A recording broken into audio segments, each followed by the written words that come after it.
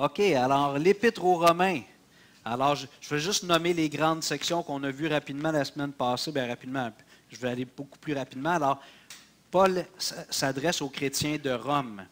On avait dit que si Paul écrivait une lettre à notre Église, on appelle ça la lettre aux Prairivois. Aux Prairivois. Aux gens d'Anjou, aux Angevins. Aux gens de Pointe-aux-Trembles, aux Pointeliers. Lettre de Paul aux Prairivois. Donc, il s'adresse au Rome, c'était la capitale, la plus grande ville en importance dans l'Empire romain. L'Empire romain faisait tout le tour de la mer Méditerranée, disons à son apogée, puis évidemment plus large, pas juste la bordure, mais... Puis à un certain point, l'Empire romain est devenu chrétien. Alors, on a vu ça. Quand Paul écrit la lettre, ce n'est pas du tout le cas. Le mouvement chrétien est naissant, puis l'Évangile se répand dans l'Empire, mais éventuellement l'Empire romain, c'est pour ça qu'on a tout le mouvement qu'on a appelé catholique par la suite aujourd'hui, donc qui s'est répandu dans l'Empire où il y avait une forte impression, une forte influence de l'Empire romain. Paul aurait écrit cette lettre-là lors de son 3e voyage, probablement en l'an 57-58, et on semble comprendre par le fait qu'il envoie la lettre par, j'oublie son nom, Phébé, qui était diaconesse de l'église de Sancré. Sancré, c'était un port de la ville de Corinthe. Donc, c'est elle qui porte la lettre, selon toute vraisemblance. On voit ça dans Romains 16:1. Donc, c'est elle qui apporte la lettre de la part de Paul. Puis, Paul l'aurait donc, en tout cas, probablement finalisée à Corinthe, s'il avait déjà commencé à la rédiger. On avait vu que la place de l'Épître aux Romains dans le Nouveau Testament occupe une place très importante. Tous les livres de la Bible sont importants, mais disons que ce qui est intéressant avec l'Épître aux Romains, c'est qu'on a dans le Nouveau Testament, on a les 4 évangiles, Pierre, Jean, Jacques, c'est ça? Matthieu, Marc, Luc, Jean. Après ça, on a les actes des apôtres.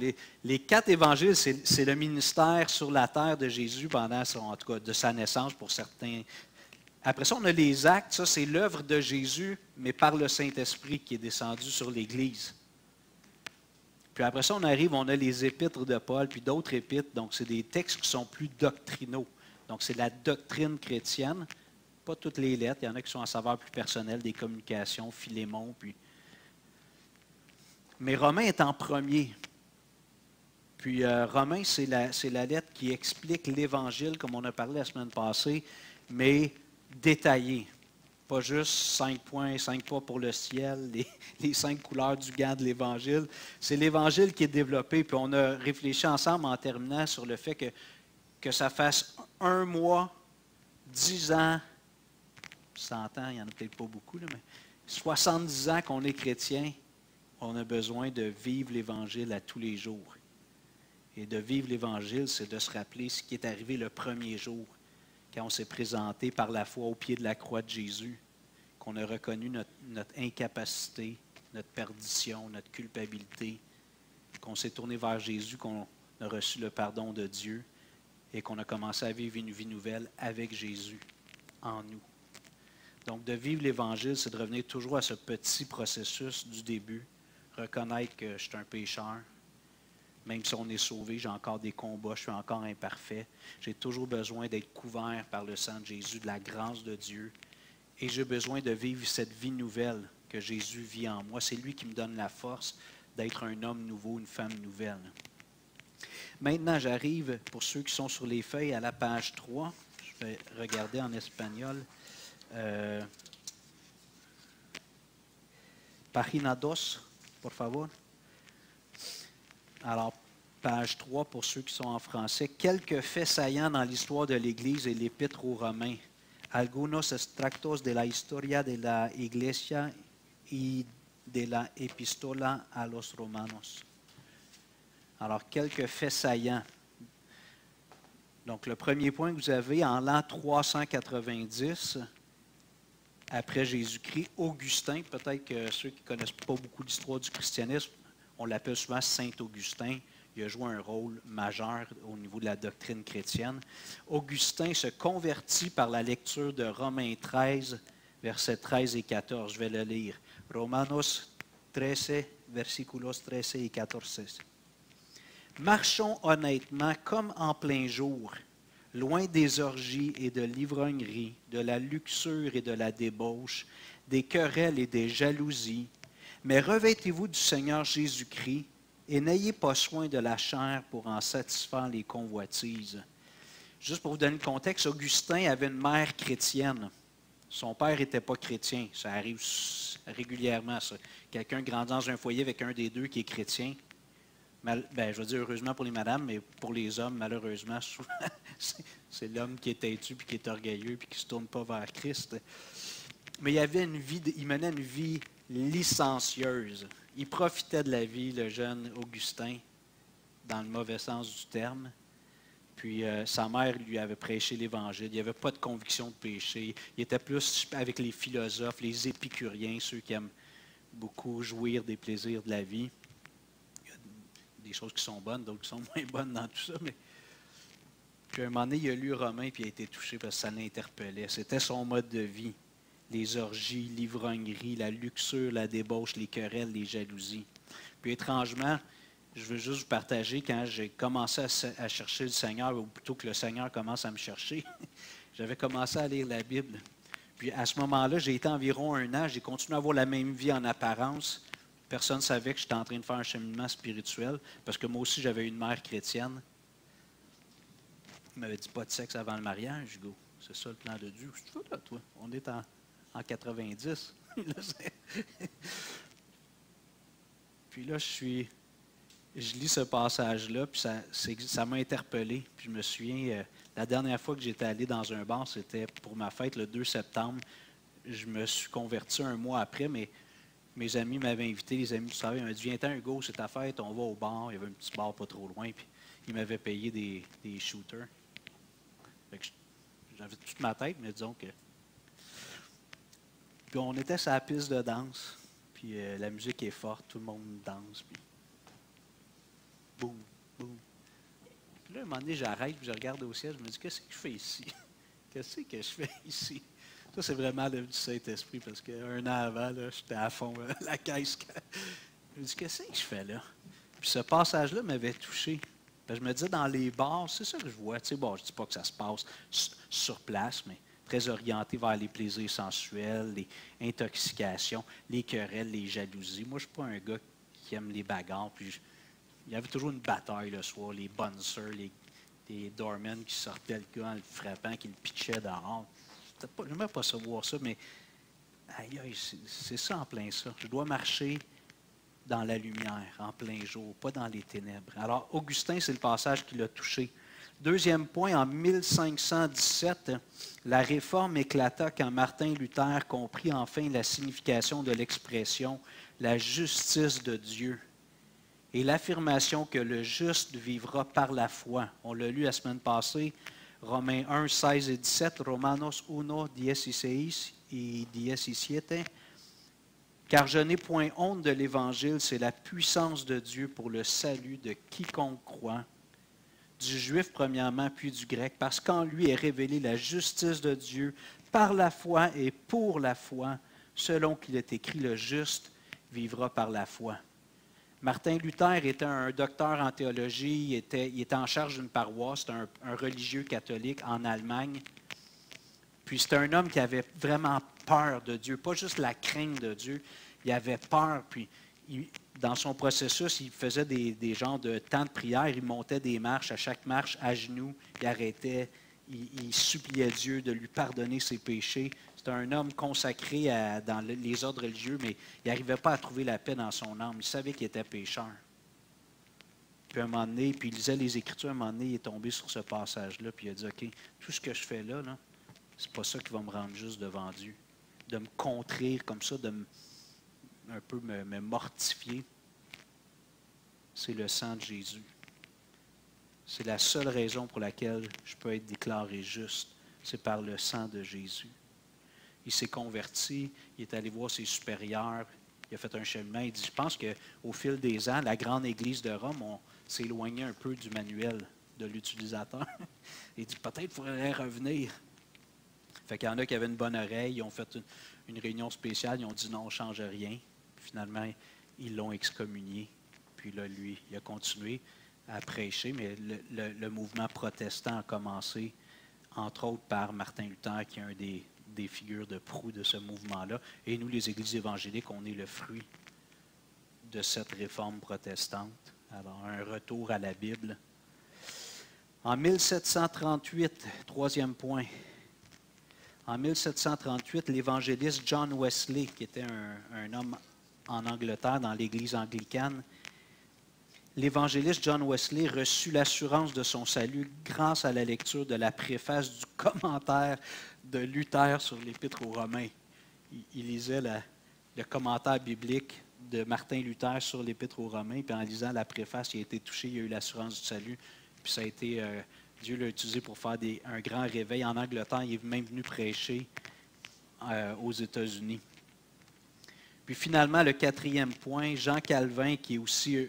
On a Martin Luther et Jean Calvin qui sont les deux principales figures de la Réforme. Il y en a d'autres, mais ça, c'est les deux plus connus. Jean Calvin, qui était un avocat français qui a entendu parler du mouvement qui avait commencé en Allemagne, en Suisse, puis tout ça. Puis il s'est converti à Christ, puis il est devenu un prédicateur d'Évangile, une des figures de proue de la Réforme protestante aussi. Et Jean Calvin a écrit « La compréhension de l'Épître aux Romains ouvre la porte à celle de toute l'Écriture. » Il dit, quand tu comprends l'Épître aux Romains, ça ouvre la porte pour comprendre le reste des Écritures. Alors, c'est quelques faits saillants. Maintenant, j'aimerais qu'on réfléchisse aujourd'hui à l'auteur. On va aller dans Romains 1. Donc, ouvrez vos Bibles. On ne lira pas beaucoup dans Romains aujourd'hui. Romains, chapitre 1, verset 1. Romanos 1:1. Página 13. El autor Pablo. C'est bon? Bueno, Juan? Pablo? Okay. No Pablo Escobar. Okay. Si. L'auteur Paul. Alors, verset 1, très court. Paul. Donc, il se présente en partant. On n'est pas dans l'ambiguïté. On sait qui est l'auteur, c'est Paul. Paul, serviteur de Jésus-Christ. Regardez comment il se présente. Serviteur, première chose qu'il définit, serviteur de Jésus-Christ, appelé à être apôtre, mis à part pour annoncer l'Évangile de Dieu. Alors, on va réfléchir un peu à ce qui est écrit ici, puis on va faire un petit peu le tour de la conversion de Paul ce matin.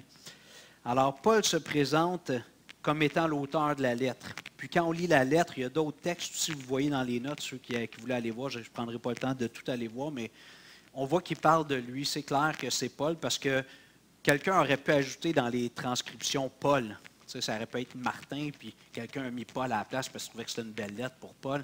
Donc, il aurait pu avoir une falsification, mais par le contenu de la lettre, puisqu'on connaît de l'épître de Paul, dans les actes et dans ses autres lettres, il n'y a pas d'ambiguïté. Il parle lui-même de lui dans la lettre, entre autres au chapitre 15. On peut aller le voir rapidement. Romains 15, Romanos 15, 15.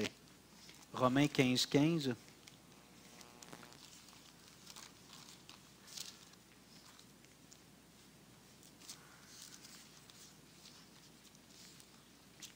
Romains 15, 15 à 20, à 20.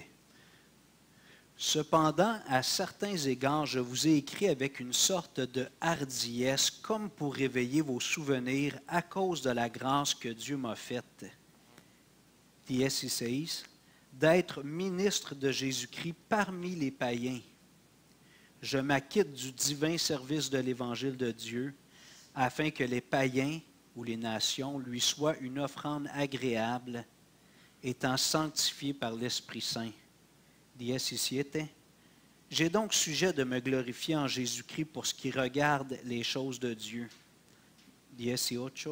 Car je n'oserais pas mentionner une chose si Christ ne l'avait pas fait pour moi, pour amener les païens à l'obéissance par la parole et par les actes. 19. Par la puissance des miracles et des prodiges, par la puissance de l'Esprit de Dieu.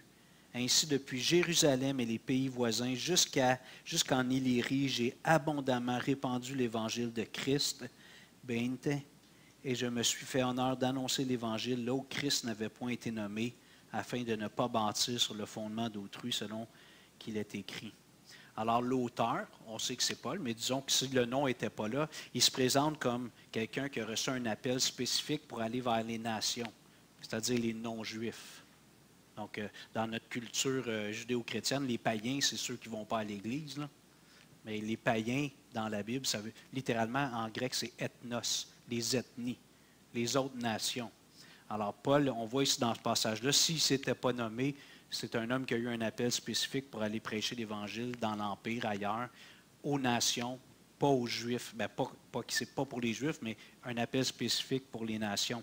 On voit au chapitre 16, verset 22, capítulo 16, 22, 16, 22. Je vous salue dans le Seigneur, moi, Tertius, qui ai écrit cette lettre. C'est-tu Paul ou c'est Tertius qui a écrit la lettre? D'après vous? C'est Paul qui l'a dicté. Puis Tertius, c'est lui qui l'a écrit. On a l'impression, Paul, qu'il avait des problèmes de vision. Ça arrive en vieillissant, Léon? OK. Puis en plus, il avait reçu bien des rushs dans sa vie. Fait que peut-être qu'il y en avait qui avaient abîmé sa vision. Il s'est fait lapider, 2 ou 3 fois, je pense. 2 fois laissé pour mort. Tu sais, ça se peut qu'il ait perdu certaines facultés. Alors, bon, c'est peut-être pas pour ça. C'était courant d'avoir un scribe, quelqu'un qui écrivait pour nous, un secrétaire. Alors, c'est Tertius qui a écrit la lettre. Il en profite de mettre sa signature. C'est une chance qu'il a écrit la lettre, sinon on n'aurait jamais parlé de Tertius. Il plug son nom à la fin. Tertius a écrit. Maintenant, j'aimerais qu'on regarde un peu qui est ce Paul. Alors, j'en ai parlé il n'y a pas tellement longtemps, mais on va aller dans les Actes des Apôtres. Hechos 22. No hay el texto sobre la página. Necesita de abrir la Biblia. Hechos 22, 1 à 21. Acte 22. Acte 22. Hechos 22, versículos 1 à 21.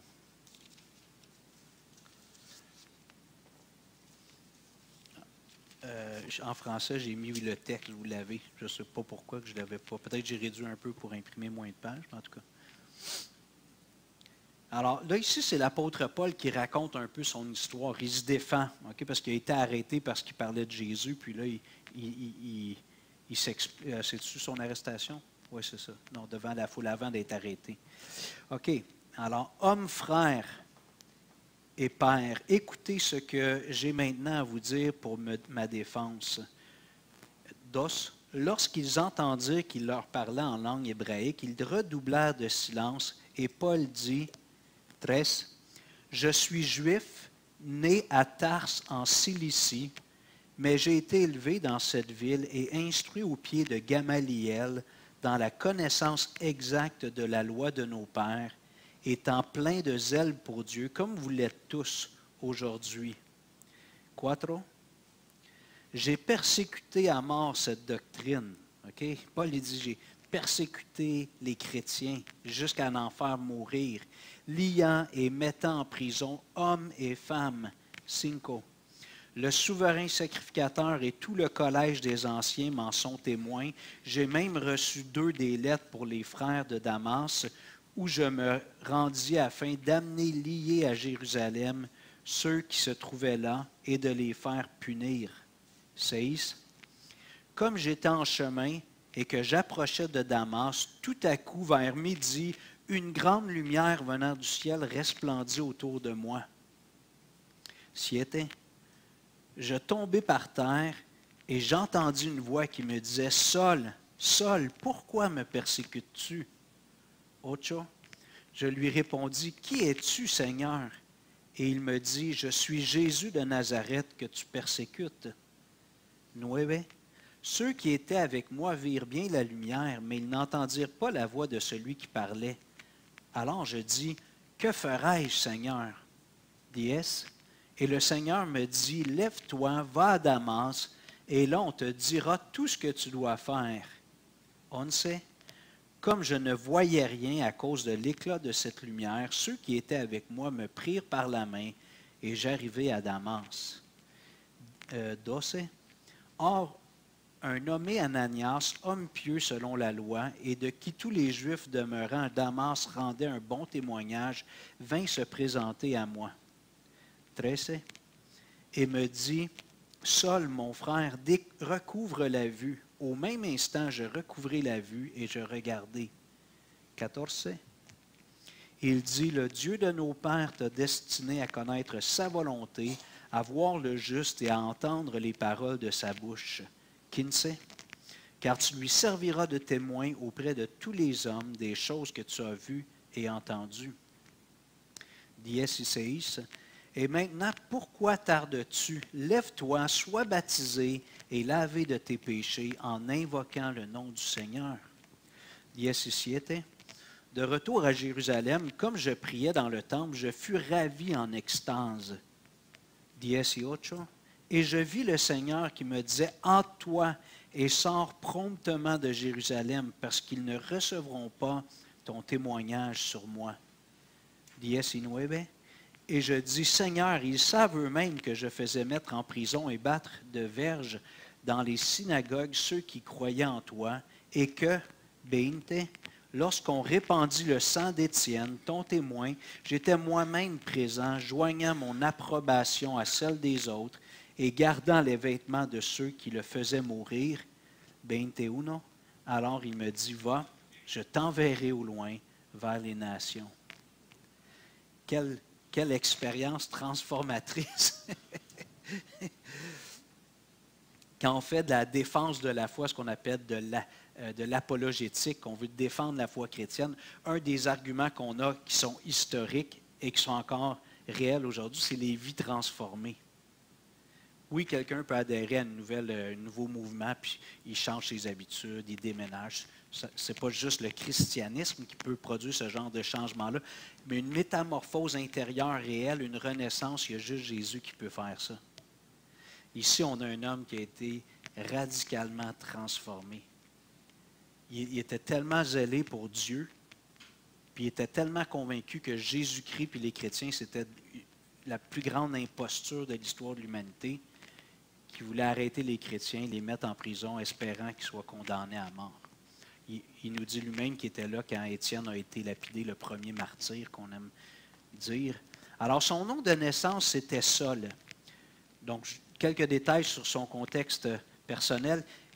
Saul est né dans la ville de Tarse, en Cilicie. Alors, la Cilicie, c'était la capitale, c'est-à-dire Tarse était la capitale de la Cilicie dans l'Asie orientale, aujourd'hui en Turquie. On pourrait regarder des cartes, là. Vous pouvez regarder, c'est facile à voir. Faites une recherche sur Google. Environ à 19 km de la mer Méditerranée. Puis Marc-Antoine, qui était un empereur romain, a accordé à Tarse les privilèges d'une ville libre, puis a donné l'exemption d'impôts. Donc, les habitants de Tarse avaient la citoyenneté romaine. C'était une ville privilégiée. On nous dit que l'école de Tarse rivalisait avec les écoles d'Athènes et d'Alexandrie, qui étaient comme on a nos grandes universités là, en Amérique, Harvard, MIT ou des choses comme ça. Alors, Tarse rivalisait avec l'université ou l'école de Tarse rivalisait avec les écoles d'Athènes et d'Alexandrie.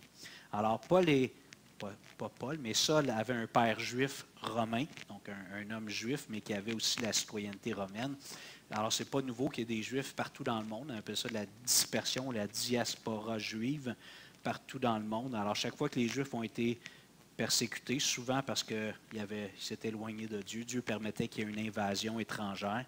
Puis il y en a qui étaient emmenés captifs en déportation, puis d'autres faisaient juste fuir. OK? Alors, Saul avait la citoyenneté romaine dès sa naissance. On le voit quand, justement, à la fin de sa vie, il en appelle à César. Comme citoyen romain, s'il trouvait que son procès était injuste, il pouvait demander de comparaître devant l'empereur. Alors, Paul va faire ça plus tard dans le livre des Actes. Alors, ensuite, il a déménagé, il a habité à Jérusalem, il a été formé au pied de Gamaliel. Gamaliel, c'est un grand enseignant chez les pharisiens. Donc, on dit une secte, là, mais ça sonne négatif. Un groupe dans le judaïsme très zélé. OK? Alors, le mot pharisien veut dire mis à part. Ils se voyaient vraiment comme un groupe spécial dans le judaïsme. C'était l'élite. Ils se voyaient comme l'élite dans le judaïsme, les pharisiens. Et Paul, pas Paul, mais Saul, excusez-moi, ça sort toujours comme ça, voulait faire mourir les chrétiens. C'est un homme vindicatif. Il était prêt à les faire mourir.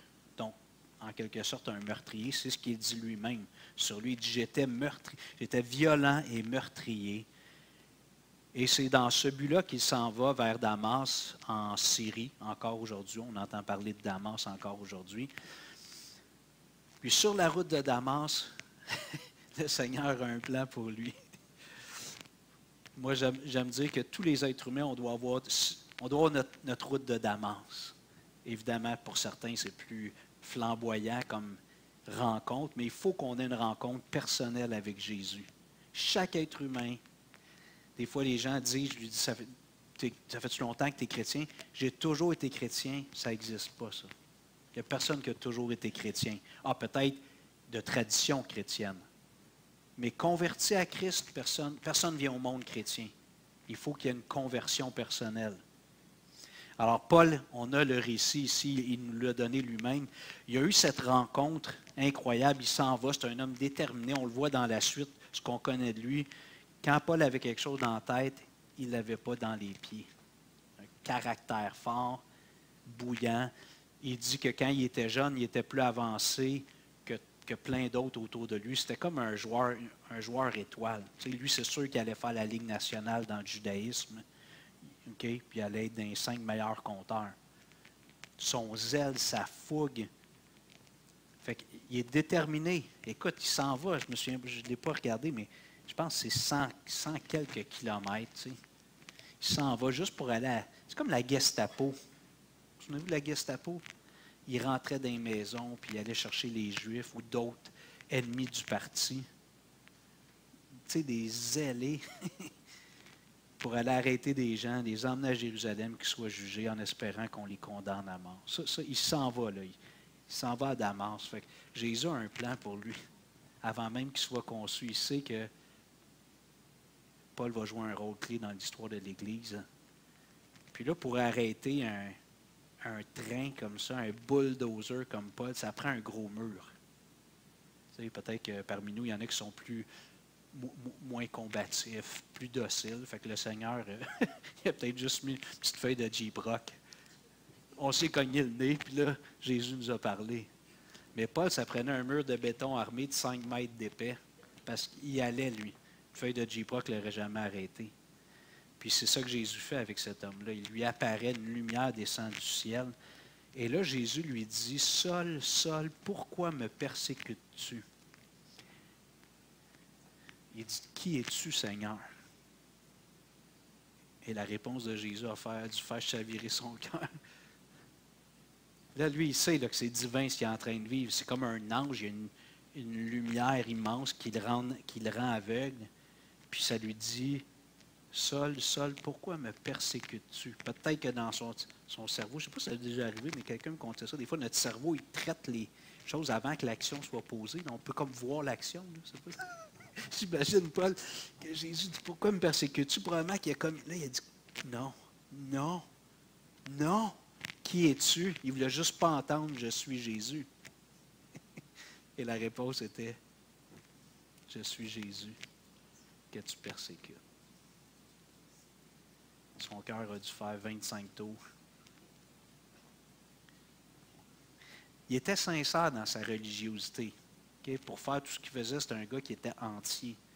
Donc, il était sincère. Il pensait vraiment qu'il honorait Dieu puis il rendait un grand service à l'humanité en faisant mourir les chrétiens. Fait que quand tu as fait mourir des gens comme ça, puis tu te rends compte que tu étais complètement dans le champ, puis que Jésus, que tu prenais pour un des plus grands imposteurs de l'histoire de l'humanité, qui s'est dit être le Messie, le Fils de Dieu, puis tu as ri de lui, puis tu haïs ses disciples, puis là, il te parle. Wow, quel moment! Sa vie a été transformée. J'ai marqué ici, il a frappé un mur, un monument, il a frappé l'infini. Jésus est infini, c'est un mur de béton armé infini. Il ne pouvait pas arrêter. Il ne pouvait pas continuer. Il a frappé Jésus. Des fois, on regarde le hockey. Moi, j'ai joué Pee-Wee, puis on ne jouait pas contact, mais après ça, je me souviens que les gens disaient, « Quand tu patines, faut toujours que tu aies la tête des airs. Tu ne patines pas en regardant la POC. Surtout quand tu commences à jouer contact. Qu'est-ce que tu regardes la POC? Mais des fois, on est comme ça un petit peu. On regarde la POC, on est content, tu sais. Boum! Un gros colosse qui transe dedans. Commotion cérébrale. Alors, Paul, le nom Saul veut dire désiré. Celui qu'on a demandé. Hein? Je regrette, je n'ai pas pu revenir en arrière. Tu n'as rien demandé. J'espère que tu écoutes mon message, par exemple. Tu as besoin de Jésus. Il a changé de nom. À cette époque-là, souvent, quand les gens se convertissaient à Christ, ils changeaient de nom. On ne fait pas ça. Nous autres, ce n'est pas dans nos coutumes. Est-ce que c'était le deuxième prénom, puis Dieu avait déjà tout préparé? Je ne sais pas, mais Jésus dit à Pierre, Pierre, ton nom, c'est Simon, puis tu vas t'appeler maintenant Pierre, ou Céphas en araméen. Le nom Paul veut dire petit, faible. Avant Saul, c'était le désiré. Il se trouvait bon. Hein? Il savait que sa mère l'avait désiré. Puis il rencontre Jésus, puis là, il dit maintenant, appelez-moi petit, faible. C'est pas un gars qui avait un low self-esteem. C'était pas un gars qui ne se sentait pas bon tout le temps. Moi, je n'étais pas bon. Non, c'est qu'il a connu Jésus, puis il dit à côté de Jésus, je ne suis pas grand-chose. Sa compréhension de qui est Dieu, il dit, je suis vraiment un grain de sang, moi, dans l'océan. Alors, de désirer, il est devenu le petit, le faible. Arrête, il va me parler encore. Moi, j'enlève ça, Siri. Il est réactif, mon iPad, un matin. Pour moi, ça le travaille. Son ministère retentit avec puissance encore aujourd'hui. Página 3 abajo. No, página 4. Pablo, el discípulo del Señor. Su nombre, Saulo, quiere decir, ¿se dice deseo? ¿Désiré? ¿Cómo? Ok. Su nombre antes de encontrar a Jesucristo, se dice ¿cómo? Sí. Y después encontrada Jesús, su nombre Pablo quiere decir pequeño, sin fuerte. Une vie transformée, une vie transformée. Paul a dit dans Philippiens 1, 21, Christ est ma vie et mourir m'est un gain. Pour lui maintenant, j'aime mentionner ça, ça m'inspire tellement. Et Paul est devenu un modèle pour les chrétiens de tous les âges par la suite. Paul pouvait dire lui-même, Filipenses 3:17, página 4 abajo, Philippiens 3:17, soyez tous mes imitateurs, frères, et portez les regards sur ceux qui marchent selon le modèle que vous avez en nous. Paul pouvait dire, puis quand on lit ça, on se dit, il se pensait bon. En tout cas, de s'appeler petit puis faible, puisqu'on voit je pense qu'il était assez objectif. Puis il savait que le Seigneur l'avait appelé, puis il lui avait permis de vivre une expérience transformatrice pour servir de modèle pour les chrétiens parmi les nations. Il le fait pas. Il y a plein de passages qu'on pourrait lire où il dit c'est pas, comme je disais tantôt, c'est pas à cause de mes mérites. C'est juste la justice de Christ. Puis Jésus se manifeste dans ma vie. Alors, Paul a fondé la plupart des premières églises en Asie mineure, en Europe. Pas toutes, mais il en a fondé plusieurs. Dans le Nouveau Testament, il y a 27 livres et Paul en a écrit 13. Alors, sur les 27 livres qu'on a dans le Nouveau Testament, Paul est l'auteur de presque la moitié, 49%. En tout cas, 50% moins 1. 50% moins 1.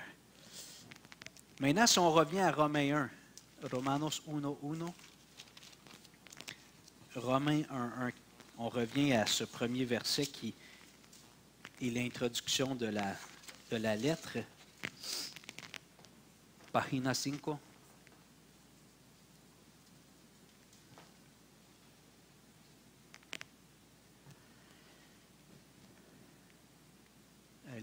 obé su razón de ser y su estatuto, siervo, ¿sí? Siervo de Jésus-Christ. OK, alors, Romains 1.1, Paul, serviteur de Jésus-Christ. Intéressant. Après ça, il va dire, je suis un apôtre, j'ai été envoyé. Mais pour lui, ce qu'il définissait premièrement, c'était pas Paul, apôtre de Jésus-Christ. Il aurait pu, c'était vrai, c'était serviteur de Jésus-Christ. Le mot serviteur, en grec, c'est le mot doulos, qui est traduit, pas sûr plus souvent, mais ça dépendamment des Bibles, par esclave. À cette époque-là, un serviteur, c'était quelqu'un qui appartenait à son maître, bien souvent. OK? Donc, Paul se présente lui-même, si on voulait le traduire littéralement, on pourrait dire Paul, esclave de Jésus-Christ. Un esclave, c'est quelqu'un qui appartient à un maître, puis sur qui le maître a tous les droits. Et peut-être que tu entends ça ce matin, puis tu dis, attends un peu, moi je ne veux pas être l'esclave de personne. J'ai une mauvaise nouvelle pour toi, on est tous esclaves de quelqu'un ou de quelque chose. Je pense plus souvent qu'autrement dans notre société, c'est de quelque chose. Mais il y a quelque chose qui nous domine, il y a quelque chose qui nous dirige dans notre vie. Fait que t'es mieux de choisir le bon maître. Le meilleur maître, c'est celui qui a donné sa vie pour toi.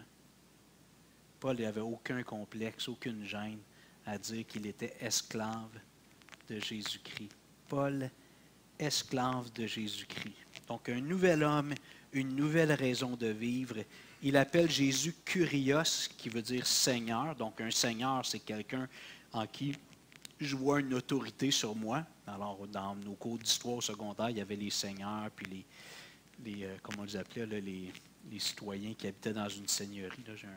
J'oublie mes termes d'histoire, mais... Alors, Paul appelle Jésus le Seigneur et il se nomme l'esclave de ce Seigneur-là. Ça, c'était sa nouvelle vie. OK, je pense, dans l'Ancien Testament, juste Dieu avait mis des paramètres, puis il avait dit, bon, c'est une autre époque, OK, il y a des contextes, puis tout ça, là, mais un Juif pouvait se donner comme esclave à un autre Juif. Il pouvait devenir son serviteur, mais il habitait chez eux, il faisait tout ce que l'autre lui demandait. Mais au bout de 7 ans, le maître devait le libérer. Ça, c'était une clause qu'il y avait un Juif envers un Juif. Au bout de 7 ans, il libérait, il disait, tu peux partir. Il ne faisait pas ça avec n'importe quel esclave, mais avec un esclave juif. Un Juif devait le libérer. Mais le Seigneur a donné une provision. Il dit, si un Juif aime beaucoup son maître, puis il veut continuer à travailler pour lui, puis être son esclave, le maître va aller dehors, puis il faisait un point, il mettait une boucle d'oreille. Ça, maintenant, il lui appartenait jusqu'à la fin de sa vie, en quelque sorte. Il disait, si on voulait prendre des termes plus actuels, moins choquants, mais dans la Bible, c'était comme ça, il dit, je veux être ton employé pour le reste de ma vie. Mais il y avait une coche de plus, c'était dans un rapport, en quelque sorte, un peu de possession. Alors, volontairement, il se mettait une boucle d'oreille, puis il aimait son maître. Il dit, moi, je suis bien dans ta maison, j'aime ça travailler pour toi. Un peu comme nous, si on avait un super bon patron, puis il dit, tu peux aller trouver un autre emploi. Non, non, je veux rester, travailler pour toi, tu es un bon patron. Alors, Paul était un peu comme cet homme qui a dit à Jésus, mets-moi une boucle d'oreille. Je t'appartiens. Christ est ma vie, mourir m'est un gain. Paul aimait son maître, puis il voulait vivre pour lui. OK, maintenant, je veux juste ramener une petite chose. Peut-être vous dites, oh, c'est élevé, là, ce que tu nous dis. On a parlé dans les dernières semaines, Jésus, c'est Dieu. OK? Si tu as besoin de texte, je t'en donnerai. Jésus est Dieu. Puis en fait, si j'ai été créé par Dieu, on l'a chanté tantôt, dans le psaume de la création. Par qui nous sommes, on appartient à Dieu. Tout appartient à Dieu. L'univers, c'est sa création. Si tu construis une maison, tu fais une belle toile, un beau jardin, c'est ton jardin, c'est ta peinture, c'est ta maison. Dieu a tout créé. Donc, par qui nous sommes, on appartient déjà à Dieu. Mais à cause du péché, il y a une rupture. Puis on est comme sous l'emprise d'un mauvais maître qu'on appelle le diable. Puis maintenant, quand on se convertit, volontairement, on se remet sous la gouverne de Dieu et on affirme, Dieu, je t'appartiens. Je n'appartiens plus au diable ou à d'autres idéologies. Et je crois qu'en Occident, souvent les gens pensent qu'ils s'appartiennent à eux-mêmes. C'est ce qu'on appelle l'humanisme. C'est moi le maître de mon destin. Premièrement, ce n'est pas vrai. Tu ne sais pas quand tu vas mourir. La maladie, tout ça. Fait que la conversion, j'aime dire que c'est un acte de reddition. Quand tu te convertis à Christ, tu renonces à tous tes droits, tu les abandonnes à Jésus. Tu te dis, Jésus, tu es mon Seigneur. Puis tu dis, moi, je suis ton serviteur maintenant. Je renonce à mes droits. Tu veux que j'aille en Afrique, tu veux que j'aille en Chine, tu veux que j'aille à Pointe-aux-Trembles, à Rivière-des-Prairies, à Rivière-du-Loup. Je t'appartiens. Ceux qui sont chrétiens, vous comprenez ce que je veux dire, hein? Mais, alors peut-être que tu dis, c'est élevé le matin, là, esclave, puis tout ça, mais on appartient tous à quelque chose. Et par qui nous sommes, à l'origine, on appartient à Dieu. Tout appartient à Dieu. C'est juste que quand on se convertit, on se remet volontairement dans cette position-là. Dieu n'est pas juste un accessoire ou un serviteur. Moi, j'ai observé que dans ma vie avant, salut Réginal, je ne l'avais pas vu.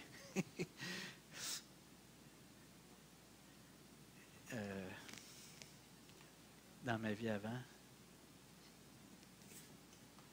Réginal, après. Voyons, je vais te dire quelque chose. C'est ça l'âge, ça a l'air? OK, excusez, là j'ai perdu le fil. OK, je pense que je vais arrêter ici. Le temps passe, puis là j'ai un blanc en plus. Mais j'ai mes feuilles. Puis il me reste pas mal de stock. J'en ai pour un autre dimanche. On va une troisième partie. OK? Bien, je vais terminer sur cette note-là, tiens. OK? Peut-être comme réflexion. Est-ce que tu as fait ce pas-là? De dire à Jésus, ah oui, ça me revient. Ça y est, l'illumination. J'ai remarqué que souvent, avant de se convertir, les gens, même ceux qui ont de l'affection pour Dieu, puis là, je peux m'attribuer ça à moi aussi, on voit Dieu un peu, on ne le dirait pas comme ça, mais on voit Dieu comme notre serviteur.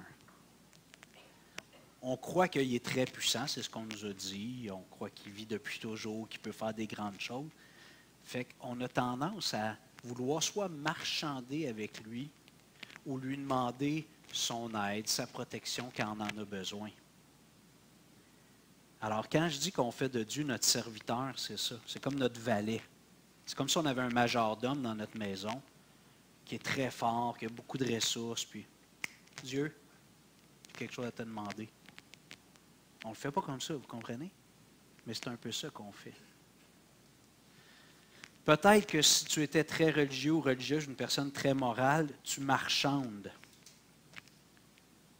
Tu négocies. Tu vois comment je suis une bonne personne? Tu vois que, tu sais, j'ai fait ci, j'ai fait ça. Je pourrais me bénir en retour. Puis là, quand ça va mal, là, pourquoi? Tu vois comment je suis une bonne personne, un bon citoyen? Fait qu'on marchande avec Dieu. C'est comme si Dieu nous devait quelque chose. Donc, c'est comme si Dieu devait nous servir quand on le veut, pas vrai? Moi, j'aime l'image du génie dans la lampe. Dieu, j'aimerais te demander 3 vœux aujourd'hui. C'est comme un guichet automatique. Quand j'ai besoin d'argent, j'y vais. Quand je n'ai pas besoin, je l'ignore. Mais Dieu veut combler nos besoins. Mais Dieu veut être plus que ça dans nos vies. Il veut être Dieu. Alors, quand on décide de donner notre vie à Christ et qu'on dit c'est toi le Seigneur, on se remet dans cette position-là qui est la bonne position. Et si tu as besoin que je répète encore, le meilleur argument pour donner ta vie à Jésus, c'est parce qu'il a donné sa vie pour toi. Imagine un maître qui est prêt à aller mourir à ta place. Tu commets un crime, tu te fais attraper, tu es jugé, condamné à mort, puis le jour où on va t'exécuter, ton maître arrive en courant, puis il dit non, je vais prendre sa place. Moi, un maître comme ça, j'y donne ma vie. J'y donne ma vie. On peut se lever, on va prier ensemble.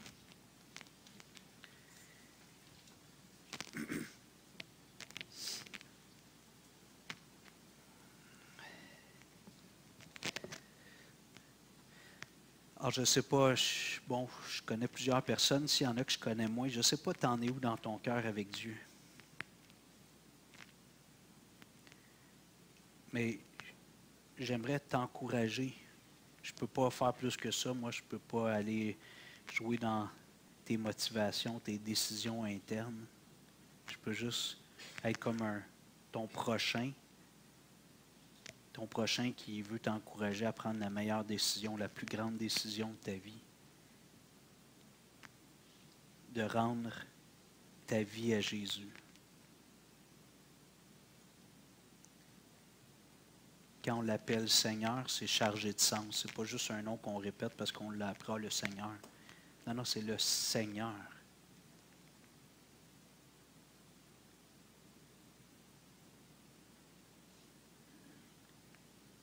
Alors, je t'invite à donner ta vie à Jésus. Pas de jardin secret que tu gardes pour toi. Pas de petite réserve, un petit tiroir où il n'y a pas le droit d'aller fouiller. Tout ton être.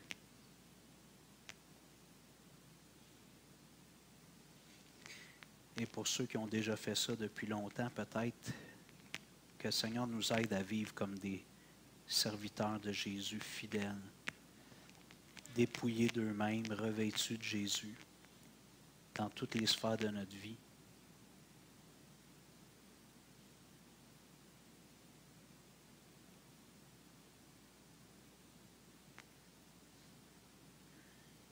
Amen. Merci pour votre patience et votre attention.